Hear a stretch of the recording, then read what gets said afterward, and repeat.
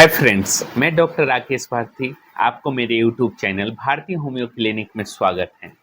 आज मैं बात करने जा रहा हूँ प्रोस्टेट के संबंध में, यानी कि प्रोस्टेट ग्लैंड और इरेक्शन की क्या समस्या है।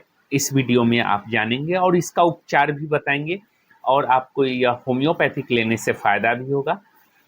पुरुषों को समय समय से तेज़ी से पेशाब आने लगता है। प्रोस्टेट की अगर समस्या होती है तो एक बार में यूरिन डिस्चार्ज नहीं होने के कारण बार बार उनको यूरिन पास आउट करना पड़ता है, जो थोड़ा थोड़ा हो करके, और ऐसा फील होता है जैसे कुछ यूरिन मेरे यूरिनरी थैली में रह गया है। और पेशाब इरेक्शन,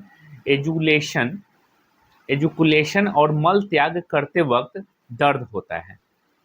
इसे प्रोस्टाइटिस कहते हैं। पेशाब और कई बार प्रोस्टेट ग्लैंड से रिसने वाले तरल पदार्थ का कल्चर टेस्ट करने पर संक्रमण का पता चलता है। यानी कि अगर आपको यूरिन ज़्यादा अंदर रह जाता है या पूर्ण रूप से डिस्चार्ज नहीं होती, ऐसी स्थिति में आप यूरिन कल्चर करवाते हैं तो उसमें इन्फेक्शन होना, जिसे यूटीआई कहते हैं, या आपको संक्रमण की संभावना हो जाती है, जांच में आएगी। यदि संक्रमण जीवाणु की वजह से है तो उसका इलाज होना चाहिए। किसी भी इरेक्शन का एलोपैथिक उपचार एंटीबायोटिक्स से किया जाता है, लेकिन अब कई जागरूक पुरुष एलोपैथिक से बचना चाहते हैं। क्या बढ़ा हुआ प्रोस्टेट ईडी का कारण बन सकता है? आपको जो भी शॉर्ट नेम बता रहे हैं वह आपको डिस्क्रिप्शन में फुल हिंदी में पढ़ने को मिल जाएगा। अगर आपको कोई असुविधा हो तो डिस्क्रिप्शन में देख ले, या कोई क्वेश्चन करना हो तो आप हमारे कमेंट बॉक्स में कमेंट कर सकते हैं ताकि मैं उसका जवाब दे सकूं। कई मामलों में बढ़ा हुआ प्रोस्टेट ईडी इरेक्टल डिस्फंक्शन का कारण नहीं बनता। कुछ वेनाइल प्रोस्टेट हाइपरट्रोफी बीपीएच का फुल डिफिनीशन मैं डिस्क्रिप्शन में दे रहा हूँ, जो आप देख लेंगे। उपचार इरेक्शन बनाए रखने की क्षमता को प्रभावित कर सकते हैं, इसलिए संभावित बीपीएच उपचार के दुष्प्रभावों को समझने के लिए अपने डॉक्टर से बात करना जरूरी है। संभव हो तो पीएसए की जांच करा लेनी चाहिए।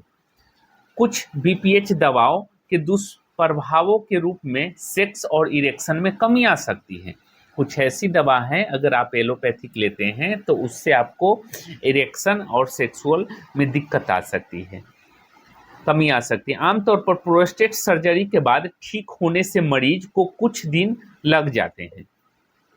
समय तक सावधानी जरूरी रखनी होती है और दवाइयों का सेवन भी करना होता है। सर्जरी के बाद कुछ दिनों तक पेशाब में खून, खुजली और जलन महसूस हो सकती है। कभी कभी सर्जरी के बाद भी इन्फेक्शन होने की संभावना रहती है, तो इसका समय समय पर जांच जरूर करा ले अगर आप सर्जरी करवाए हैं तो।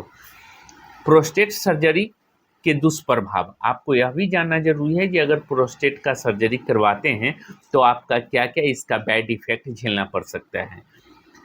रेडिकल प्रोस्टेक्टोमी के प्रमुख संभावित दुष्प्रभाव मूत्र अक्षयम, मूत्र को नियंत्रित करने में असमर्थ होना और संभावतः दोष, नपुंसकता, स्तंभ होने या बनाए रखने में समस्या।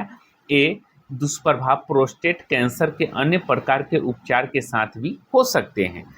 लेकिन अगर आप प्रोस्टेट की समस्या से परेशान हैं और आप सर्जरी करवाना चाहते हैं या करवा लिए हैं सर्जरी, तो कभी कभी उस पेशेंट को बराबर drop by drop urine discharge होते रहता है।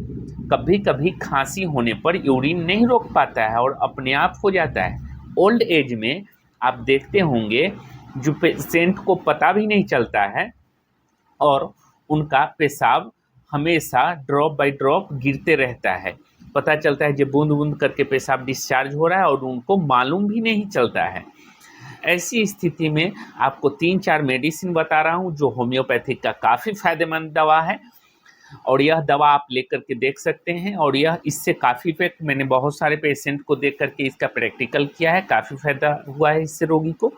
आप प्रोस्टेट अगर होती है तो उससे संबंधित आप सैवाल सेरुलेटा 30 पोटेंसी सैवाल सेरुलेटा क्यू पोटेंसी आप किसी भी होम्योपैथिक दुकान से 30 ml ले लेंगे सील पैक, और यह पेशेंट को 10 बूंद आधा कप ताज़ा पानी के साथ रोज़ सुबह शाम दें।